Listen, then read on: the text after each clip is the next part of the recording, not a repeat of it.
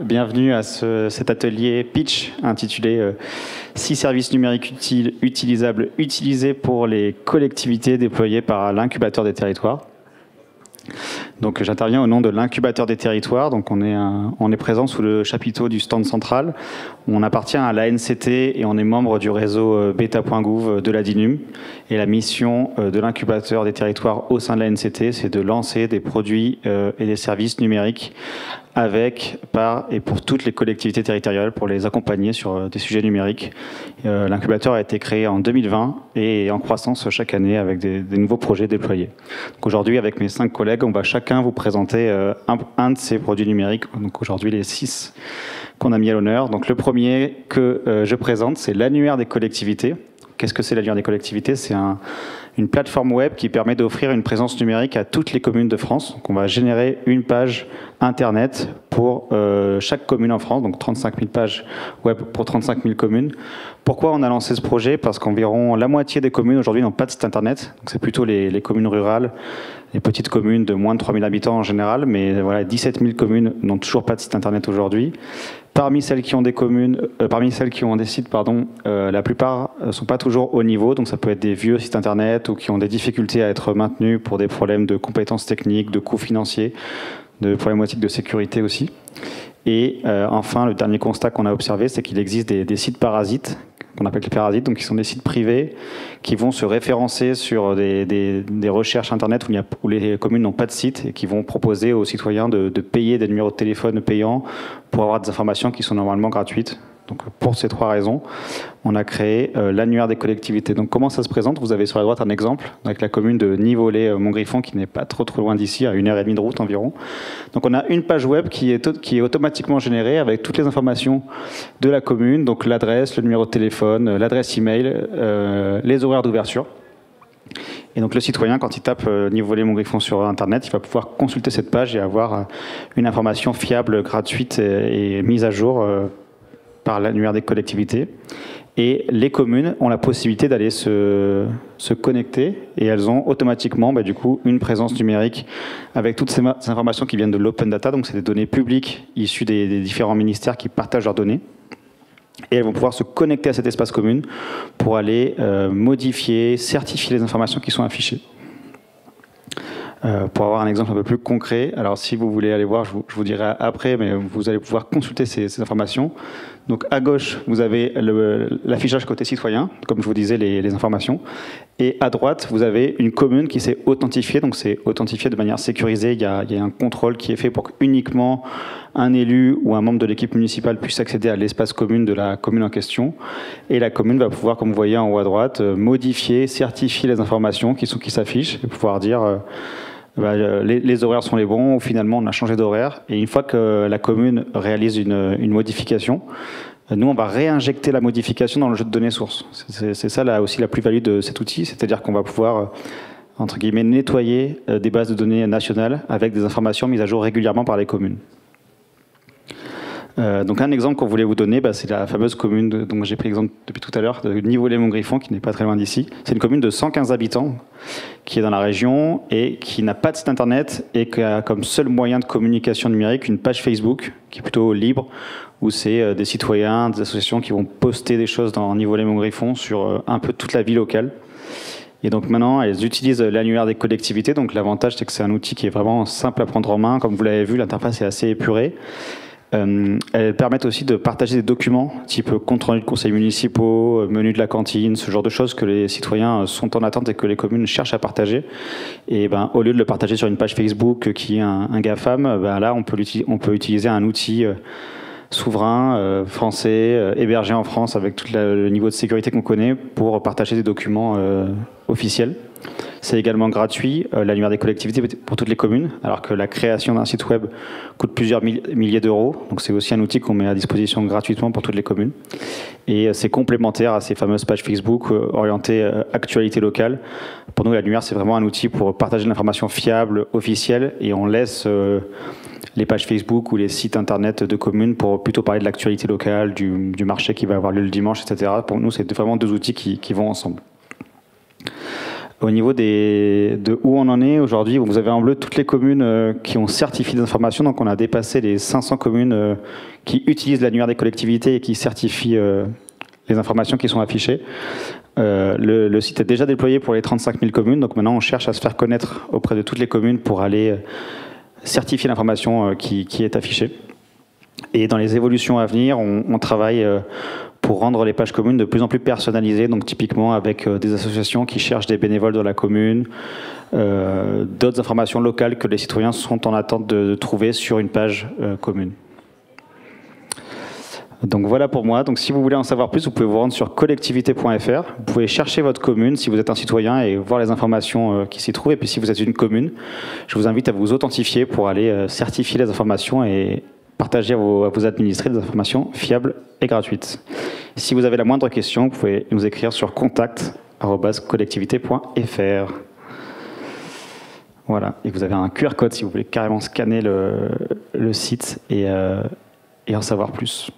Voilà pour le premier produit, l'annuaire des collectivités. Je passe la parole à mon collègue pour Espace sur demande.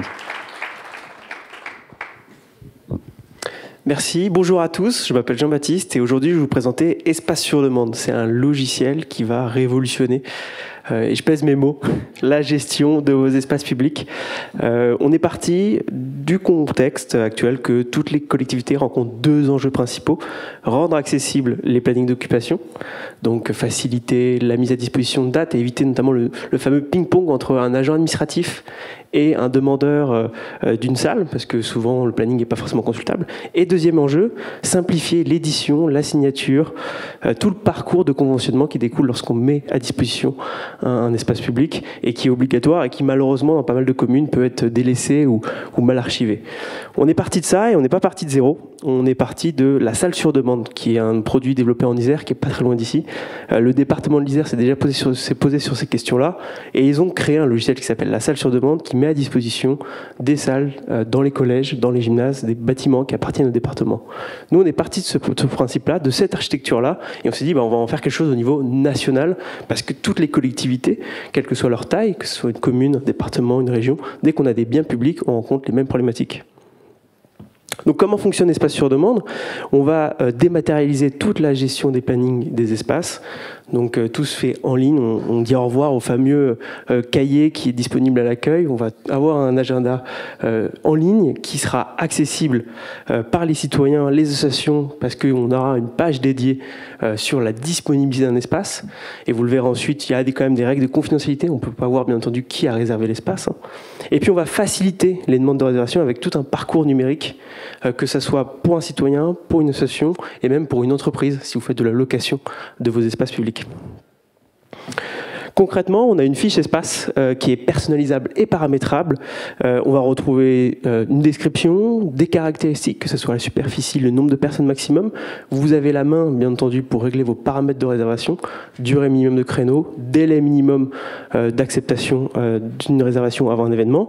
Et bien entendu, vous avez une liste de matériel aussi qui est communicable et un tarif si vous faites de la location payante. Les réservations, elles peuvent être ponctuelles, occasionnelles, mais elles peuvent être aussi annuel, c'est-à-dire je peux faire une demande de réservation sur un même créneau sur toute l'année scolaire qui arrive. On va avoir une visibilité sur le planning très facile, une vue claire. En bleu, c'est les créneaux qui sont réservables. En gris, c'est les créneaux qui sont déjà réservés. Et en blanc, c'est des créneaux qui ne sont pas ouverts à la réservation. C'est très facile, c'est comme si vous avez la vue ouverte sur un Google Agenda. Et là, le citoyen a vraiment la possibilité de consulter quand est-ce que la salle est disponible. Ce qui vous évite pas mal d'échanges entre un service de vie associative, entre un agent d'accueil, entre un gestionnaire administratif, puisque le citoyen va être autonome dans son choix de date et dans son choix de créneau. Vous avez bien entendu la main lorsqu'il fait sa demande en ligne, vous avez la main toujours, il n'y a pas d'acceptation automatique. On n'est pas un Airbnb, alors on pourrait y ressembler, mais vous avez la main pour accepter et rejeter chaque demande de réservation, aussi pour modifier des critères importants, que ce soit le créneau, l'horaire, la tarification. Vous avez la main sur chaque aspect de la réservation.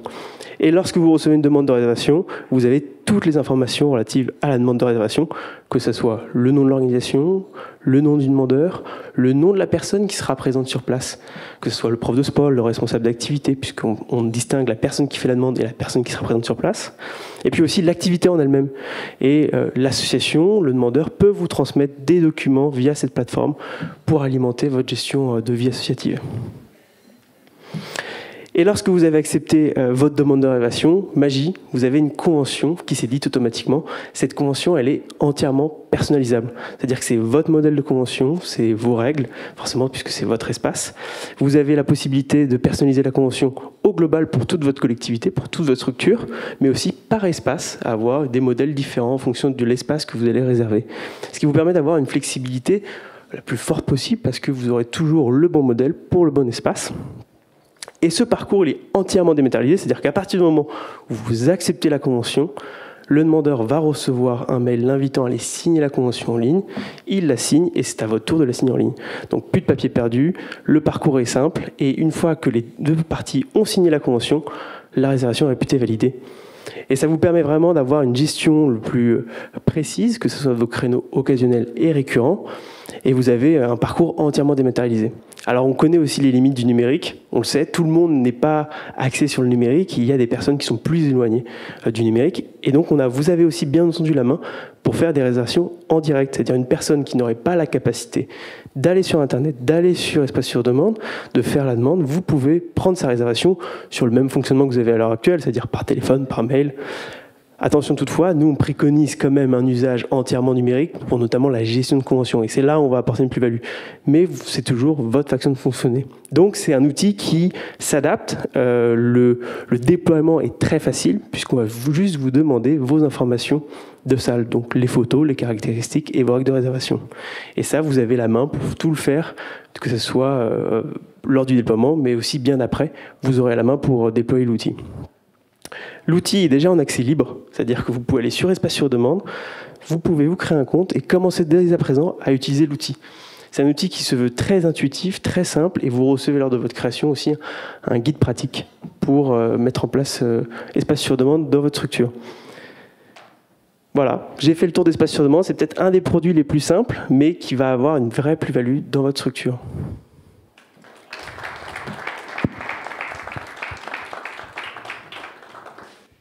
Bonjour à tous. Bon, encore une révolution, hein, mais bon, le terme a déjà été employé, du coup, j'ai rien de novateur, malheureusement. Donc Deveco, c'est un produit qui, comme je l'ai écrit, existe pour faciliter l'accès et la gestion des données entreprises pour les collectivités, mais aussi, je ne sais pas si on a ici, pour les services déconcentrés de l'État. Donc Deveco, concrètement, d'où ça sort, pourquoi ça existe. Donc à l'origine de Deveco, on a un triple problème que vous voyez à l'écran. Déjà, d'une part, relative méconnaissance du tissu économique local, donc que ce soit les entreprises présentes en ZAE, en zone industrielle, QPV, etc. Donc tout type de zone qui peut exister. Deuxième problème, des données entreprises peu fiables, difficilement exploitables sous format Excel ou des CSV pas très lisibles généralement, voilà, donc compliqué à réutiliser. Et du coup, évidemment, l'absence d'outils publics adaptés et gratuits, et c'est là que Deveco arrive. Donc Deveco, pour répondre à ces trois problèmes, c'est donc à la fois une base de données financières et administratives des entreprises de votre territoire. Donc ce qu'on va faire, c'est qu'on prend la base Sirène en fait et on la recentre uniquement sur votre territoire pour que vous ayez accès uniquement aux entreprises de votre territoire et que vous ne soyez pas pollué avec des entreprises d'ailleurs. C'est également du coup un outil de gestion de la relation, un CRM pour ceux à qui l'acronyme parle un peu plus. Donc l'idée c'est que dans Deveco, vous allez pouvoir enregistrer des échanges, des demandes, des rappels vis-à-vis de certaines entreprises. Par exemple, voilà, je veux inscrire un rappel pour rappeler telle entreprise qui m'a demandé des subventions il y a un mois, voilà, je dois la rappeler dans un mois, je peux mettre un rappel dans Deveco et dans un mois, je recevrai un mail de Deveco qui me dira « Attention, dans 2 jours, tu as ce rappel qui arrive à échéance ». Et du coup, Deveco, c'est aussi une base de données, ça c'est plus récent, ça date de juin, grosso modo. C'est aussi une base de données des locaux professionnels de votre territoire. Donc voilà, vous avez accès à tous les locaux d'activités professionnelles qui sont sur votre territoire depuis votre espace Deveco et vous pouvez flécher des établissements vers ces locaux, voilà, pour indiquer qu'ils sont occupés ou au contraire, s'il n'y a pas d'établissements qui sont vacants. Bon, alors évidemment, ça paraît bizarre d'être précisé ici, mais je le précise parce que c'est une question qu'on a très régulièrement. Deveco, c'est bien sûr entièrement gratuit et ça n'a pas vocation à changer dans un avenir proche ou lointain. Donc je le précise d'emblée.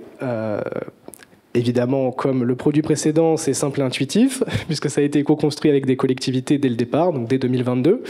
Ça a été co-construit avec une trentaine de bêta-testeurs et encore aujourd'hui on fonctionne selon cette méthode-là, c'est-à-dire qu'on recueille constamment des retours utilisateurs pour améliorer constamment le produit, que ça soit en termes de fonctionnalité, de sources de données ou en fait de façon dont le produit existe.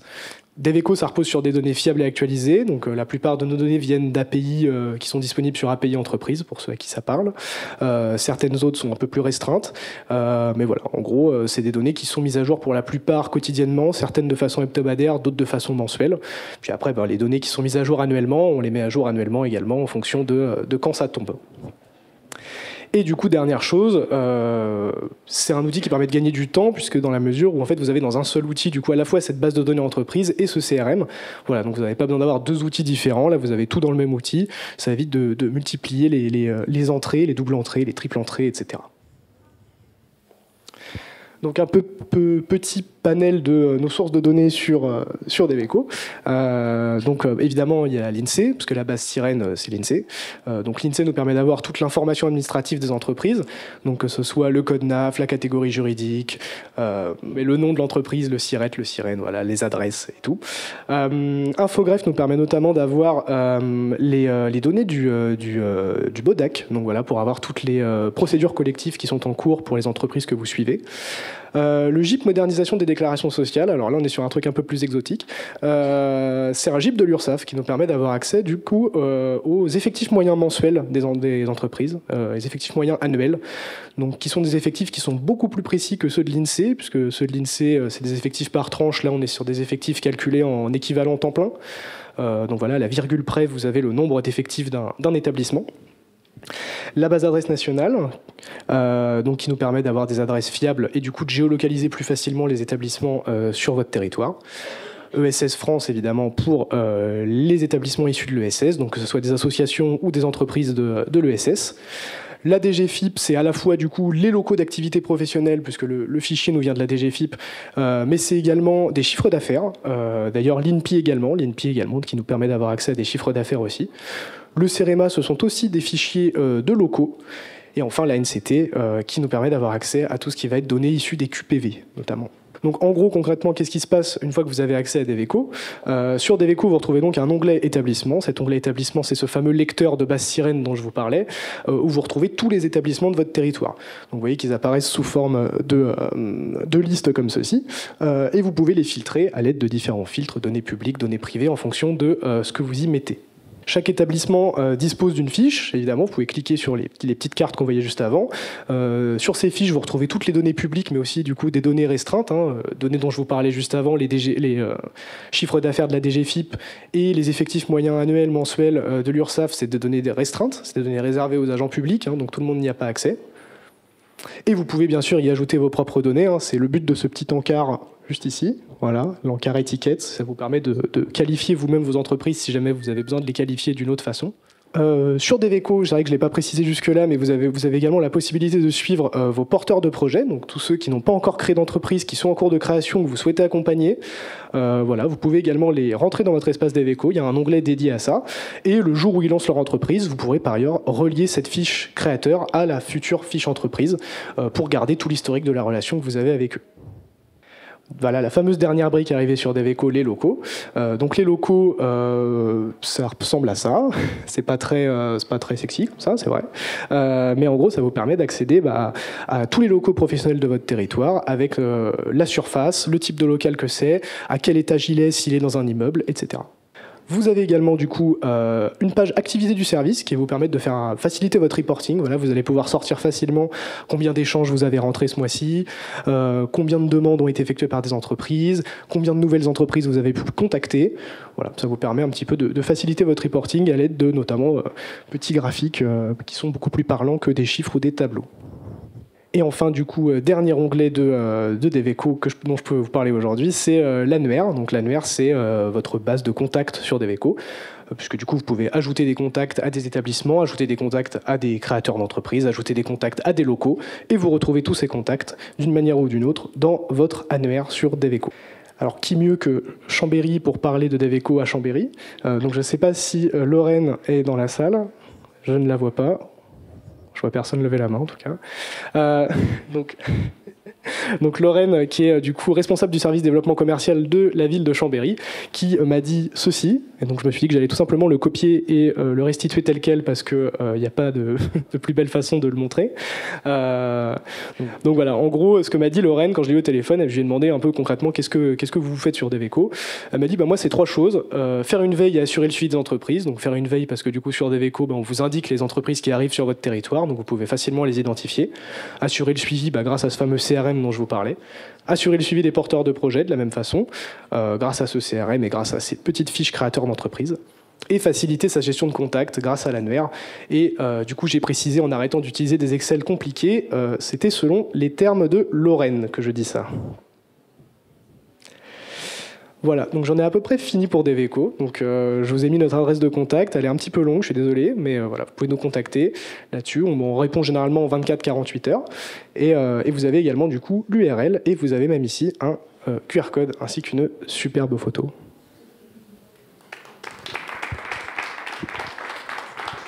Bonjour à tous. Donc là, on m'entend bien ? Ouais. Alors, j'ai envie de prendre les 8 prochaines minutes pour vous parler de Grist. Si vous ne connaissez pas Grist, c'est magnifique puisque dans 8 minutes, vous allez peut-être avoir une révélation sur la manière de gérer vos données. Grist, on peut dire que c'est un tableur collaboratif open source. Mais avant de vous parler de Grist, j'aimerais vous parler d'un drame qui se noue tous les jours dans nos bureaux. Ce drame, c'est dans la gestion de la donnée. Souvent, quand vous gérez votre donnée, vous allez utiliser des fichiers Excel que vous allez partager avec vos collègues. Évidemment, personne ne peut travailler de manière continue ensemble. Et puis, vous allez envoyer la version finale. Puis, on va vous renvoyer la version finale, puis la version finale.4, etc., etc. Et puis, la donnée, vous allez devoir la réconcilier à la main. Je pense que ça fait écho à tout le monde ici. La deuxième solution, c'est d'enfermer cette donnée dans un logiciel métier qui va être spécialisé, qui va souvent être coûteux, qui va souvent être rigide, et la moindre évolution va nécessiter un ticket qui va coûter cher. Je ne cite pas SAP, mais on pourrait y penser. Alors Grist, qu'est-ce que c'est ? Pourquoi ça pourrait vous aider ? Grist, c'est un outil qui fait plein de choses. La première, c'est que c'est un tableur collaboratif en ligne qui facilite à la fois l'organisation, l'analyse et le partage de la donnée en direct. En direct parce que vous pouvez travailler à 5, 10, 15, 100 personnes en même temps sans vous marcher dessus. La deuxième, c'est que c'est pas seulement un tableur, c'est également un outil no-code, dans le sens où vous pouvez construire des outils sur mesure pour piloter votre activité. La troisième chose intéressante dans Grist, c'est qu'on a beaucoup de fonctionnalités qui sont personnalisables. Je vais y revenir plus en détail après, mais imaginez qu'on peut mettre en place des permissions avancées, mettre en place des formulaires, des vues filtrées, etc. Bref, on peut aller très loin dans l'outil. Et la dernière, qui n'est pas des moindres, c'est que c'est un outil souverain, c'est open source, c'est hébergé en France et sur nos serveurs, aucune donnée ne transite sur les serveurs Amazon aux États-Unis. Pour vous donner un ordre d'idée, quand on met en place Grist, c'est que souvent on a migré d'outils tels que Excel, Airtable, Google Spreadsheet ou encore Microsoft Access. On dit souvent qu'une image vaut 1000 mots. J'ai essayé de vous résumer Grist en une seule image. C'est un peu la croisée des chemins entre le tableur, la base de données et l'app no-code. On va continuer sur les images parce qu'en fait, dans Grist, votre donnée, vous allez pouvoir l'afficher de plein de façons différentes. Donc, une seule et même donnée, plein de façons de l'afficher. La première image, c'est celle d'un tableur assez classique. Je pense que tout le monde s'y retrouve. Sur un graphique également.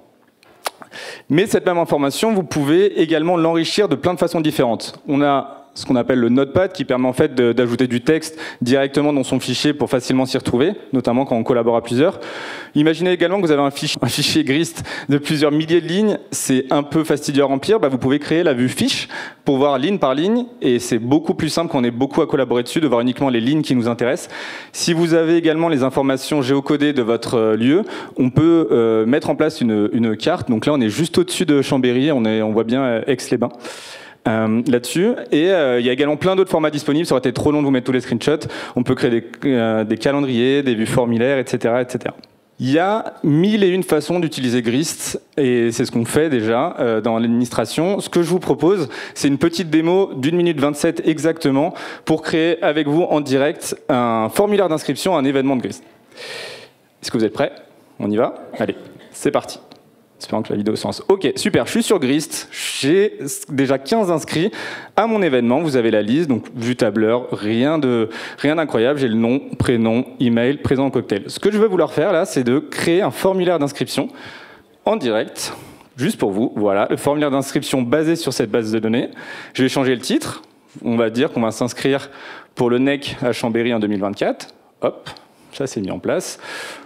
Je vais supprimer les éléments qui ne me servent pas à grand-chose. Vous voyez nom, prénom, etc. Ça a pris directement les colonnes qui sont sur la gauche. OK, mon formulaire d'inscription me va. Je le publie. Je copie-colle le lien. Je me mets sur mon navigateur. Hop là. Et je retrouve mes colonnes. Je rentre le nom, le prénom, mon email. Évidemment, je serai présent au cocktail ce soir. Je soumets l'information. Et comme par magie, une 16e ligne est arrivée où je vois que Rewan est bien apparu dans la liste des inscrits. Mais par contre, je me dis, c'est bizarre, je m'étais déjà inscrit peut-être, je vais checker les doublons. J'ai ajouté rapidement une colonne. Tout ce qui est en orange, c'est des doublons, je ne suis pas le seul. Il y a Bastien aussi qui voulait vraiment participer au NEC. Je supprime les doublons, donc j'en ai plus, parfait. On a donc 14 inscrits au total. Et là, je me dis, je vais voir la liste des présents uniquement en cocktail. Je peux filtrer ma donnée. Voilà, j'ai ma liste des présents en cocktail, super. Je pousse le petit modèle d'enregistrement qui me gêne un petit peu. Hop là. Et j'ai créé un petit bouton pour envoyer un email groupé à mes 14 invités pour leur donner l'adresse du formulaire d'inscription. 1 minute 27 et vous êtes déjà prêt à partager ça avec tout le monde. Alors Grist, dans l'administration publique aujourd'hui, c'est déjà 5000 utilisateurs dans l'administration publique d'État. Donc on parle des programmes de la NCT, il y a également une instance à la DINUM, il y a également beaucoup d'instances territoriales, également plusieurs collectivités qui ont hébergé leur propre instance. Et j'ai voulu donner la parole à une collectivité. Donc là, c'est un peu long sa citation, mais en fait, elle est complète. Donc on va la lire ensemble. C'est à Lambersart, on est dans le Nord cette fois. Avec Grist, la gestion de données est beaucoup plus fluide. J'apprécie la capacité de Grist à gérer des données complexes grâce à ses bases de données interconnectées, ce qui simplifie l'organisation et l'analyse. L'interface intuitive simplifie la création de relations entre les différents jeux de données, donc on retrouve la base de données ici, ce qui est un vrai défi avec les tableurs traditionnels, coucou Excel. De plus, Grist facilite la collaboration en temps réel, ce qui réduit les erreurs et améliore l'efficacité de notre équipe. Enfin, pour l'open data, Grist permet de structurer et partager les données de manière plus transparente et accessible, tout en respectant les besoins de sécurité et de confidentialité. C'est pas moi qui le dis, c'est Pierre de la ville de Lambersart. Il y a pas mal d'usages, comme je vous le disais, qu'on peut faire côté collectivité. Je vous en ai cité quelques-unes. Donc, dans le Nord, à Lambersart, Pierre met notamment en ligne sur DataGouv ces données de délibérés des conseils municipaux. Un tout petit peu plus en dessous, à Saint-Denis, la ville de Saint-Denis suit les subventions accordées aux associations de la ville, directement dans Grist. On passe à l'ouest, on va en Mayenne où on a mis en place pour la ville de Cran un Grist de gestion des relations usagers. Concrètement, c'est tous les besoins remontés par les administrés au quotidien. Et si on va un tout petit peu plus bas, en Ardèche, on est à Cornas, on est en train de bêta-tester avec eux un Grist de gestion des congés et des absences qui marche plutôt bien. Là, pour l'instant, on est en parallèle avec leur outil traditionnel jusqu'à la fin de l'année. Le but, c'est de voir si ça fonctionne bien et de remplacer cet outil qui est d'ailleurs coûteux. Et si on va beaucoup plus au sud, on arrive à La Réunion, où on travaille notamment avec la communauté d'agglomération de la Réunion Sud sur du suivi de projets assez classiques, des demandes, conventions et financements. Si vous avez envie d'en savoir plus sur Grist, si vous posez des questions, n'hésitez pas, écrivez-nous. C'est données au pluriel @anct.gouv.fr. Notre site internet, c'est données.incubateur.nct.gouv.fr. Et je vous laisse avec un superbe QR code avec le logo Grist intégré. J'espère que vous remarquerez l'effort. Et je vous remercie. À mon tour de vous présenter la solution Mon Espace Collectivité. Moi, c'est Stéphane. Et aujourd'hui, j'aimerais accélérer la mise en œuvre de vos projets sur votre territoire. Je parle de tout type de projet. Je parle du système de chauffage qu'il y a dans votre mairie. Je parle de la piste cyclable qui est en train de se construire à côté de chez vous. Et je parle également du pôle santé ou de la rénovation de l'école qui se passe également pas loin de chez vous. Le point commun de tous ces projets, c'est que les collectivités ne savent pas vers qui se tourner pour y arriver. Elles sont perdues face à notre millefeuille administratif. 4 sous-problèmes qui sont issus d'une exploration auprès de 10 territoires. Et après avoir passé 200 interviews, on a fait le constat suivant. Le premier, impossible d'identifier tous les services à la disposition de chaque collectivité. Le deuxième, double saisie d'une même information. On arrive même à 3, 4, 5, 6, 7 fois le fait de saisir la même information à divers endroits différents. On a également des dizaines de comptes différents qui éparpillent l'information. Je dois utiliser mon compte X pour me faire un diagnostic. Ensuite, je dois utiliser mon compte Y pour récupérer un financement, etc. Et enfin, ce qui pénalise surtout les petites collectivités, c'est qu'on a un système d'appel à projet qui doit répondre à un certain nombre de critères. Et les petites collectivités ne sont malheureusement pas équipées en compétences, notamment, pour y arriver. Et le problème de tout ça, c'est quoi? Dans le meilleur des cas, les projets mettent des mois ou des années à sortir avec du retard, et dans le pire des cas, ils sont abandonnés. Mon espace collectivité, en 4 étapes, ça permet de répondre à ces problèmes. Première étape, un formulaire très simple qui vous permet d'enregistrer votre projet. Nom, projet, adresse, code postal, résumé du projet, je veux créer ma piste cyclable. Principal besoin, je ne sais pas vers qui me tourner pour obtenir un diagnostic ou un financement. Derrière, une fois que j'ai saisi mon projet, j'arrive sur ma fiche et la première mission qui est réalisée soit par la collectivité, soit par des chefs de projet, soit par l'État déconcentré, c'est d'inviter ce qu'on appelle une équipe de choc sur le projet pour le faire avancer et le faire accélérer. Là, vous avez plusieurs exemples. On a Sonia de la DDT qui a rejoint le projet. On a également Anne de la Banque des Territoires qui a rejoint le projet. Et l'idée, c'est que petit à petit, chacune de ces personnes vont à leur tour inviter d'autres personnes pour, petit à petit, trouver le bon interlocuteur au bon moment et au bon endroit pour faire accélérer mon projet. À côté, j'ai la possibilité également de communiquer. On essaye d'arrêter les coups de téléphone, les mails. On oublie des personnes dans la boucle. On ne sait pas qui a été muté dans quel service. Et bien, l'idée, c'est de trouver tout l'historique du projet à un seul endroit, avec notamment le fil de conversation, où là, vous avez un exemple d'interaction. Une fois que j'ai constitué mon équipe de choc, cette équipe va pouvoir qualifier le projet. Qualifier le projet, c'est-à-dire répondre à un certain nombre d'éléments pour s'assurer que mon projet est fiable et puisse potentiellement obtenir des financements, par exemple. Pour ça, on a quelques exemples de questions ici, donc notamment un budget prévisionnel, et on a la possibilité également d'intégrer dans cette fiche projet tous les documents qui permettent de faire avancer mon projet.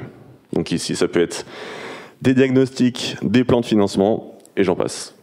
Avoir tout à un seul endroit, c'est bien. Obtenir des conseils personnalisés pour m'aider, c'est mieux. Et donc pour ça, quand la collectivité a pu avancer avec son équipe de choc sur son projet, elle va pouvoir obtenir directement des recommandations et des conseils de 3 types. Premier type de conseil, des conseils de financement. Tiens, ton projet est éligible au fonds vert, voici ce qu'il faut faire pour y arriver et pour l'obtenir. Deuxième type de recommandation, la partie ingénierie. Sache que pour ton type de projet, tu as le droit à la solution Office Santé Service qui te permet de te faire un diagnostic gratuit. Ou troisième type de recommandation, c'est d'utiliser un service tiers du CEREMA, de l'ADEME ou un autre opérateur qui serait intéressant à ce moment-là du projet. Pour la suite, et ça a été le point qui a été le plus remonté pendant nos phases d'exploration, c'est que tout le monde en a marre de saisir la même information à plusieurs endroits. Pour ça, on a une promesse dans mon espace collectivité, c'est la promesse de « dites-le nous une fois ». Elle se matérialise par notamment démarche simplifiée.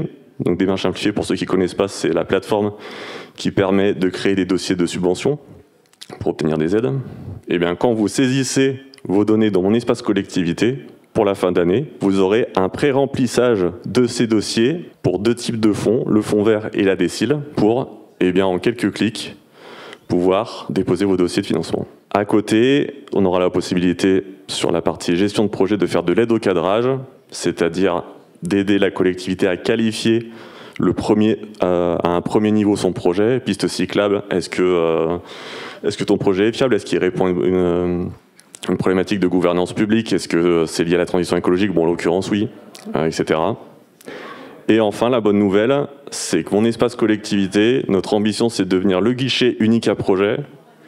Et aujourd'hui, on arrive à cette promesse, pourquoi? Parce que dès début 2025, vous retrouverez à l'intérieur les 40 000 projets CRTE qui sont en train d'être réalisés dans vos différents départements. Quelques chiffres. On fait x15 en utilisateurs, on est passé de 100 à 1500 utilisateurs en 6 mois, et également x7 en projet, on est passé de 100 projets à 700, et on a au moins un département qui utilise, enfin non, on a au moins un projet par département qui est sur la solution. Comment on a réussi à faire ça? On a donc équipé tous les chefs de projet Village d'Avenir. Deuxième cas, on a aussi équipé le plan de transformation des zones commerciales pour gérer un budget de 26 millions d'euros totalement intégré dans la plateforme. On a donc les 40 000 projets CRTE qui vont être intégrés. Et la bonne nouvelle, c'est que cette plateforme est aujourd'hui ouverte. N'importe qui peut y aller pour vous aider au quotidien dans la réalisation de vos projets. Un exemple à Chambéry et aux alentours, 19 projets. Et je vais parler uniquement de Chambéry. Je parlais du plan de transformation des zones commerciales. Et bien, la zone d'activité mixte des Landiers est gérée, et sa modernisation est gérée directement dans mon espace collectivité en ce moment même. Témoignage de Jordan, agent de collectivité. Avant, il mettait 6 mois à trouver un accompagnement pour son projet. Maintenant, il va pouvoir trouver le bon organisme au bon moment et à un seul endroit. Et également, témoignage de Sonia qui, elle, est à la DDT. Si on arrive à unifier la porte d'entrée des sollicitations, ce serait le bonheur pour tout le monde. D'où cette promesse de guichet unique qu'on espère tenir à terme. Vous pouvez vous connecter directement sur mon espace collectivité avec les liens que je vous ai donnés ici, adresse mail générique. Vous avez également le QR code et je serai ravi de répondre à vos questions si vous en avez. Merci beaucoup.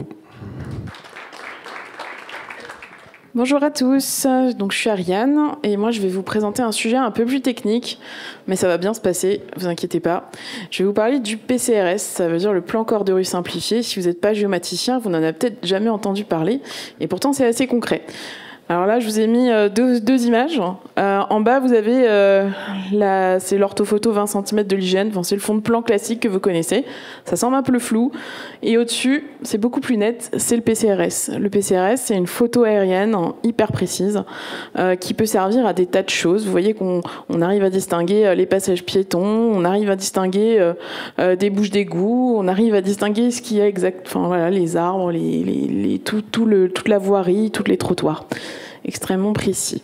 D'où ça vient ce PCRS? Pourquoi je vous en parle aujourd'hui? Ce fonds de plan, il tire son origine dans la réforme anti-endommagement. Donc à l'origine, c'est pour éviter qu'il y ait des coups de pelleteuse dans les réseaux enterrés, en particulier les réseaux d'énergie. On imagine qu'un coup de pelleteuse dans une conduite de gaz, c'est quand même pas l'idéal. Et on a demandé aux collectivités, la réglementation a demandé aux collectivités de produire ce fonds de plan précis, très très bien géolocalisé, pour que tous les gestionnaires de réseau utilisent le même fond de plan et calent leur dessin de réseau sur le même fond de plan.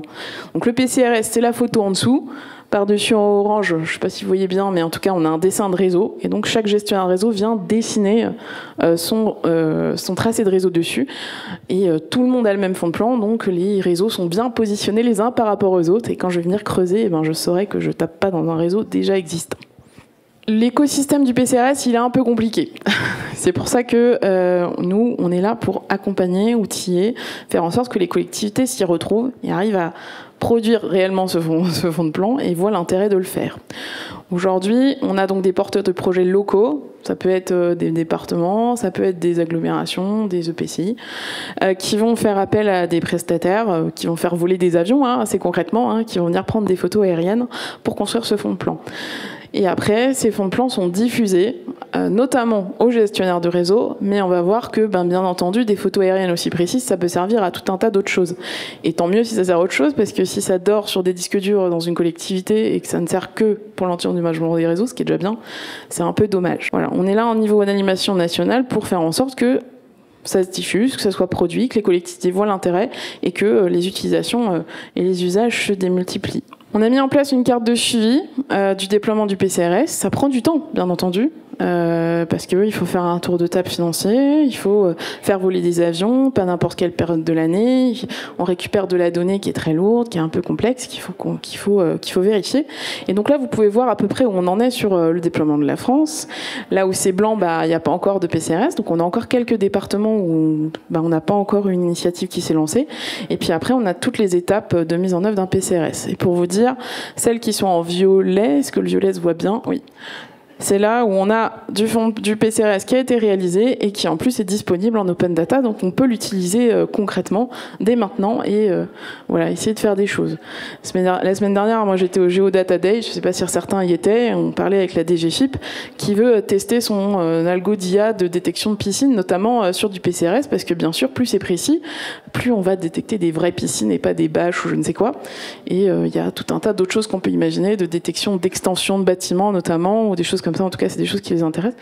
Alors, heureusement, il n'y a pas que des utilisations pour augmenter la fiscalité, mais c'en est une. Le financement du PCRS, c'est un peu le nerf de la guerre. C'est aussi sur quoi on travaille énormément, parce que faire voler un avion, ça coûte un certain coût, parce que, vous avez vu, il n'y a pas de maille géographique imposée pour la production de ce fonds de plan.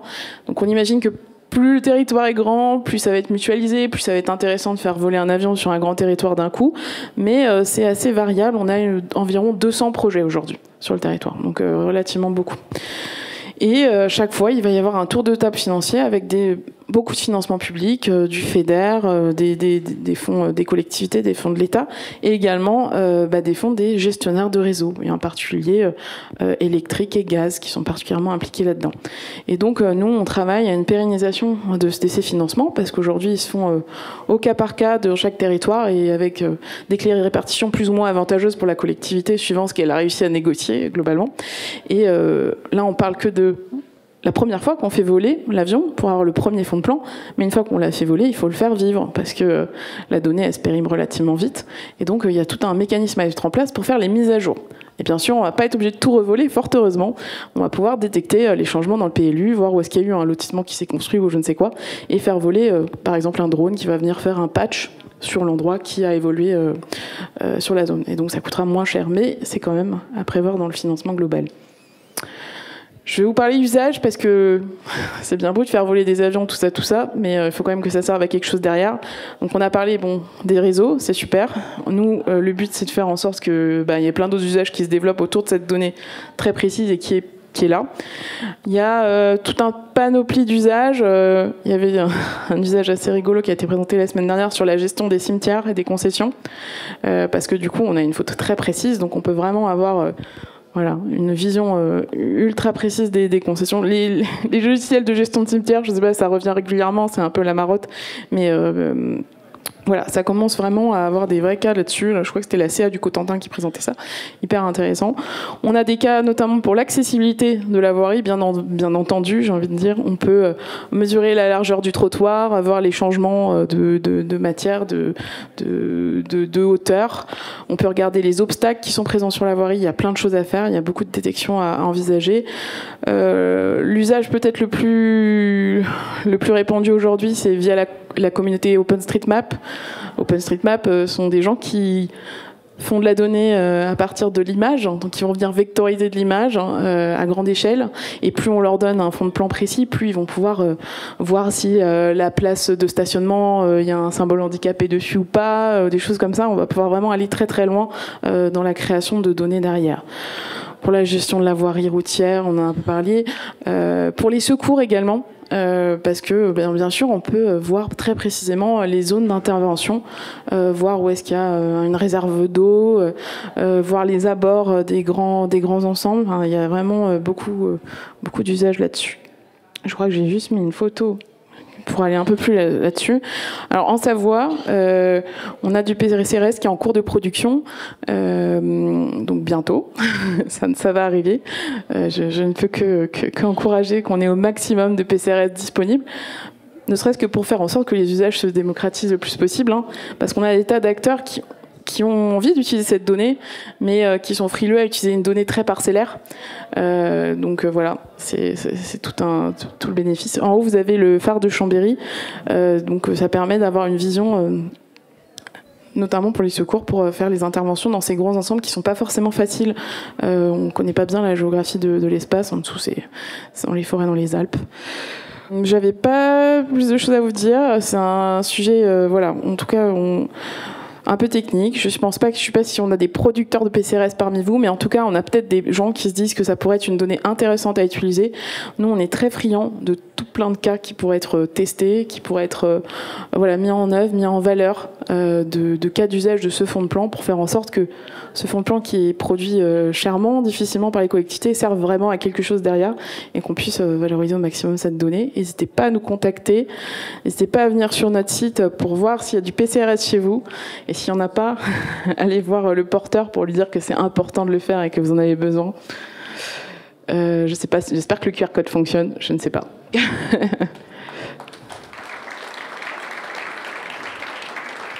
Je ne sais pas si vous avez des questions, on a un peu de temps pour les prendre aussi maintenant, donc n'hésitez pas. Merci à tous. Oui, ma question concerne Grist. Est-ce que c'est hébergé ou il faut héberger soi-même la solution? Bonne question. Ça va dépendre de la taille de votre collectivité. Sur l'instance de l'ANCT, nous, on a pris le parti de proposer à titre gracieux l'hébergement pour, évidemment, les programmes de l'ANCT, mais pour les collectivités également de moins de 3500 habitants et les EPCI, donc communautés de communes, de moins de 15 000 habitants. Voilà. Si vous ne faites pas partie de ces toutes petites communes et collectivités, c'est pas grave, contactez-nous quand même sur données au pluriel @anct.gouv.fr. L'idée, c'est on travaille notamment avec pas mal de partenaires, etc., qui peuvent vous accompagner sur l'hébergement. Je pense aux OPSN, je pense à également d'autres partenaires avec qui on travaille au quotidien. Et on pourra en discuter ensemble et puis vous rediriger vers le bon endroit. Et vous pouvez vous auto-héberger, parce qu'en fait, c'est vrai que je n'ai pas précisé, mais Grist, c'est gratuit. Enfin, c'est open source et c'est gratuit. Vous pouvez l'héberger si vous avez les compétences techniques, un serveur, etc. En DevOps dans vos équipes, par exemple. Vous pouvez l'installer directement sur votre serveur et c'est gratuit. Il y a de la doc en ligne pour s'auto-héberger Grist, donc n'hésitez pas. Doc en ligne qu'on a traduit en français d'ailleurs. Donc tout est dispo sur. Écrivez, si vous avez des questions précises pour retrouver la doc en ligne, etc., vous nous écrivez, on vous redirigera vers le bon endroit. Merci. En fait, ça n'a pas été précisé à chaque fois, mais l'annuaire, c'est que pour les villes. Oui, je n'ai pas précisé, mais effectivement, on a créé une page uniquement par commune. Pour l'instant, on n'a pas de page pour les communautés de communes, etc. C'est vraiment uniquement pour les communes.